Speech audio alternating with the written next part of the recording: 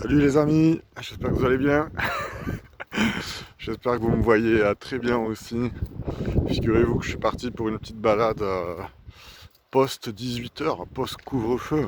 Euh, voilà, je suis assez fatigué aujourd'hui, j'ai eu une grosse journée.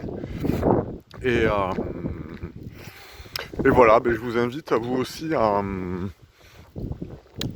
ne pas respecter ces règles iniques du couvre-feu, ce genre de choses. Profitez-en, promenez votre chien à toute heure de la nuit.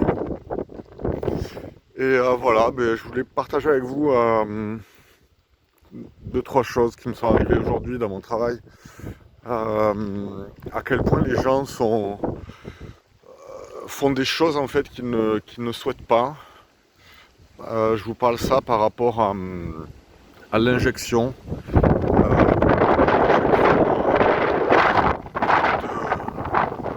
de matériel génétique, on va dire expérimental, qu'on est en train de préparer.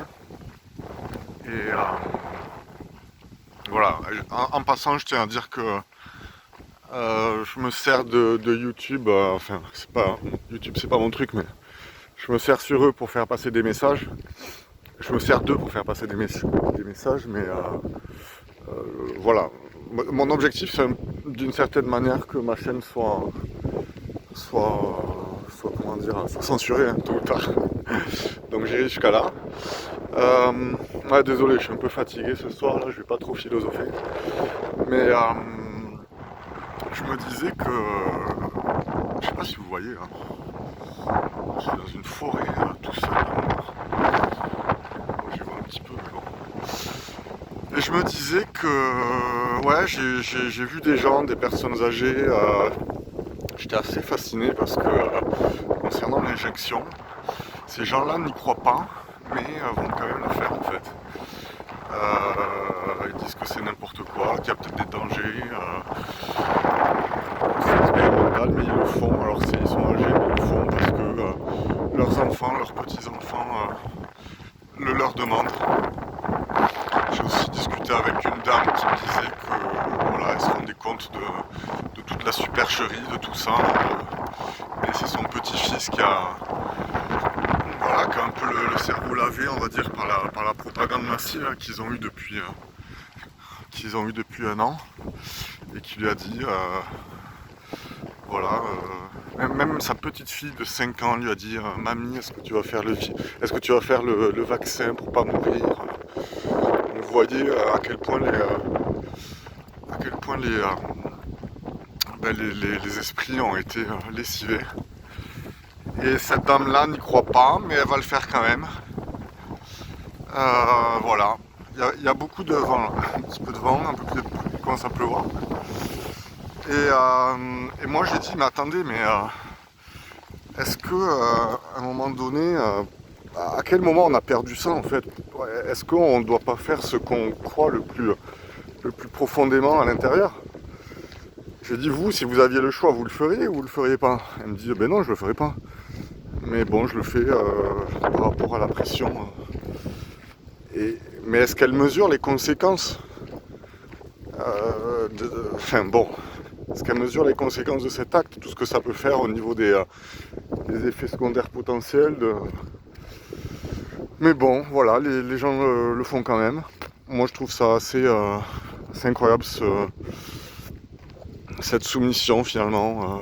Peut-être qu'il faudrait relire La soumission volontaire, je crois que c'était Tocqueville. Aussi Le Prince de Machiavel, il faudrait que je les relise, des livres comme ça. Donc voilà, écoutez, c'est tout ce que j'ai à dire pour ce soir. J'espère que vous allez bien. Je vais finir ma petite balade. Là, je suis en train de me filmer, là. Et vous voyez, je crois que vous voyez rien. Je vais essayer de filmer devant, vous voyez. Je crois que vous voyez pas grand-chose non plus. Mais bon, la résistance est en marche. Il y a énormément de censure. Toute parole discordante est censurée et attaquée et diffamée. Et voilà, il faut savoir qu'en mars, avril dernier, quand des gens, en 2020, quand des gens parlaient de vaccins, de passeport vaccinal, on les traitait de complotistes, qui disaient n'importe quoi. Donc là, ça allait très vite. Hein. Un an après, on y est.